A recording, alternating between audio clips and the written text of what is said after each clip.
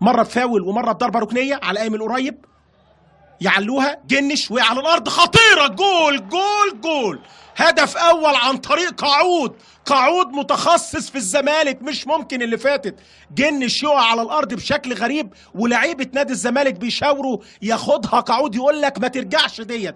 هدف اول عكس سير المباراه بعد ما نادي الزمالك هو اللي كان بيروح وعايز يسجل ويتقدم، انما انبي فاجئنا بجون. بص اللعبه، وادي جنش طلع، جنش مفيش حد جه جنبه، صلاح محسن يا دوبك لمسها كده، مفيش اي حاجه. بص اللعبه اهي، وادي جنش هو يمكن كمان اللي دفع لاعب انبي.